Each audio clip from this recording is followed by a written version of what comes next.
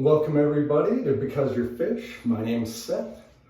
I've got another one for you today. Today I'm going to show you my process on culturing white worms. People call them the ultimate fry food.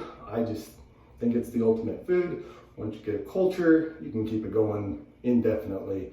My little brother taught me a lot of how I do this. So shout out goes to my little brother Blake. Anyway, let me show you how I get this done. So these are the items that I'll be using. Don't mind the brine shrimp hatchery disc in the back, the black round thing. I've got a hot glue gun, a heat knife. I use quick oats, some water, and then my white worm container. I'll show you how I make these lids here. Really, that's the part my little brother showed me. Microworms, I should call them. Here's a look at my microworm cultures. As you can see, they climb up the sides there, get on the lids a little bit. I put this filter floss there to keep the mites out. I've seen other people just kind of tuck some in there. I like to glue it on, stays on. I know it's not gonna fall in. I know it's gonna provide a good sill against mites or anything I don't want in my worms. And it's actually done really well for me. Let's see, so those are both my cultures there. I'm gonna make a new culture here. See if I can do it one-handed.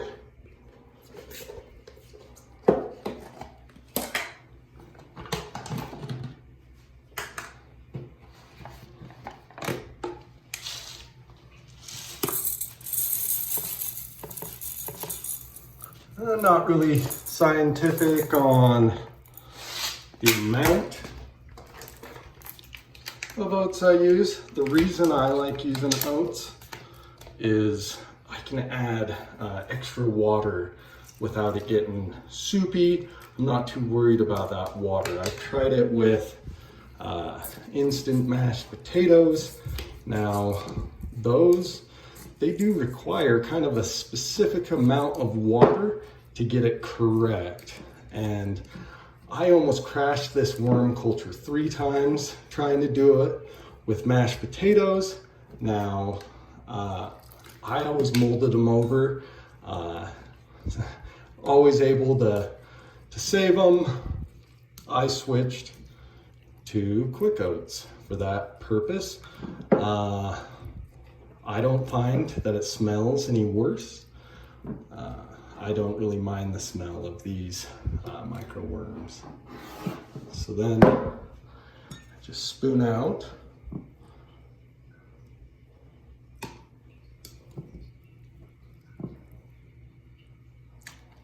I kind of leave this soupy water in the container there. That way I know I don't get it over soupy, because the microworms, they do kind of create their own soup.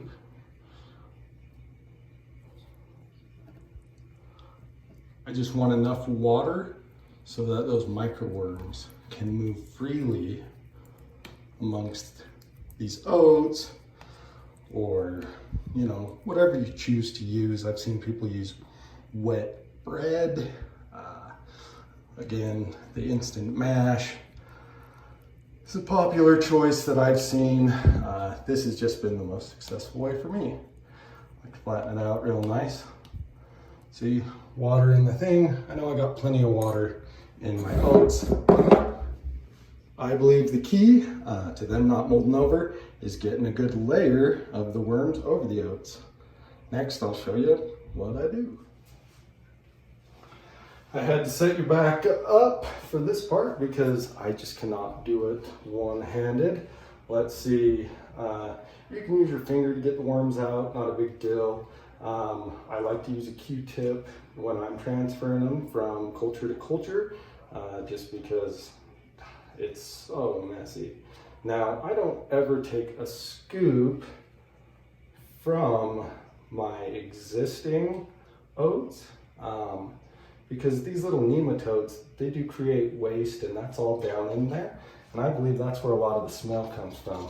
So as you can see, tons of worms on that Q-tip. I'm just gonna go through and I'm gonna spread it.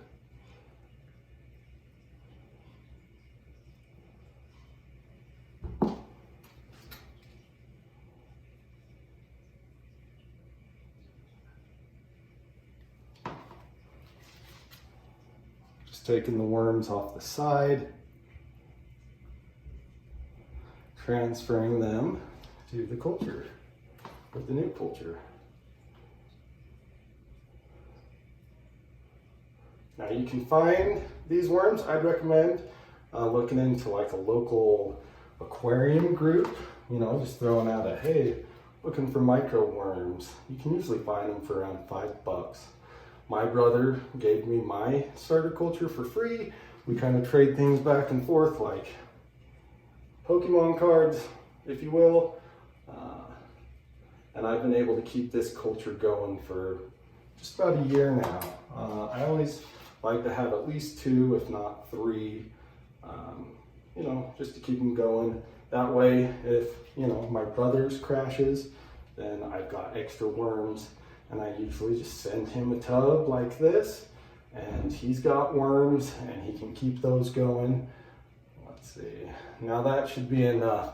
As you can see, I tried to get it evenly coated. You probably can't see that great. I think the better coating you get, the less chance of mold that you have. Probably, let's see, I don't know, 3 or 4 days.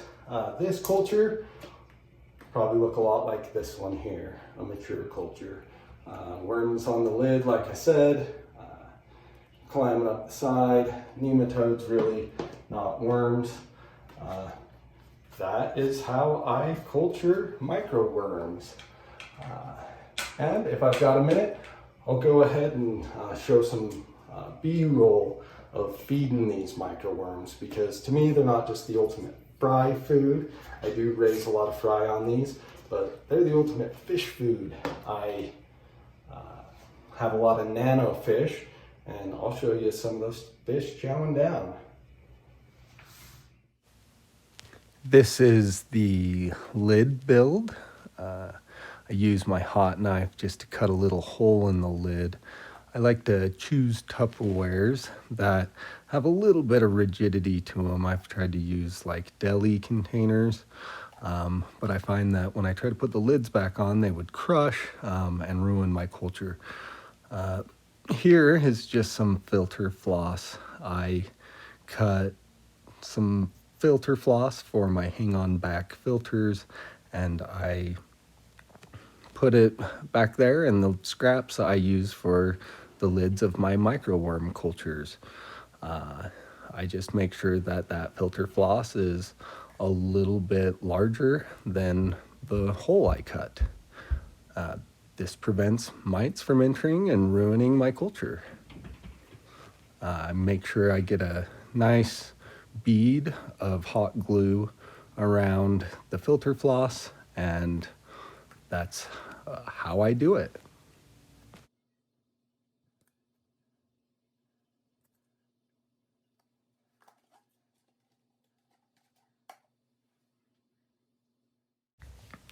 This is a few shots of my fish eating those microworms. I've got Daisy's blue rice fish fry. They're growing super fast eating these microworms. They get fed a pretty wide variety of food. As soon as the microworms hit the ground, the panda cories go nuts for them. Gets them in the breeding mood. Everything eats the microworms. They're mainly for the rice fish fry in this tank. As you can see, it's doing quite well for them. In this tank, I have a mix of guppies. Now, they love the microworms. I also feed the guppy fry microworms along with a variety of other things.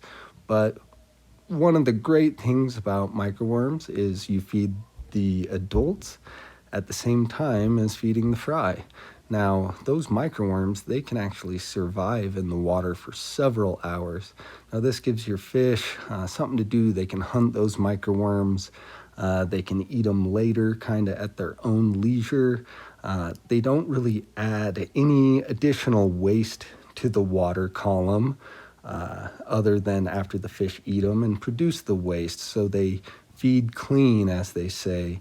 I've got a hodgepodge of Barrera species in this tank, along with a colony of Coreodorus cystatus.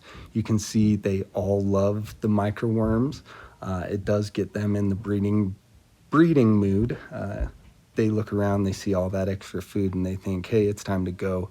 So truly a great food to have on hand. I think every hobbyist, probably every breeder, should own some cultures of microworms. Again, this is Seth with Because You're Fish. Thank you for watching. Hope to see you again in the future. Be sure to like and subscribe, hit that notification bell, and I will have some more content coming for you quick. Thank you. So this here is one Corydoras hastatus fry. I got one egg and it hatched, and so far I've been able to keep it alive. I feed it microworms, baby brine, and rapashi powder. Let's see if we can watch it eat. That'd be sweet.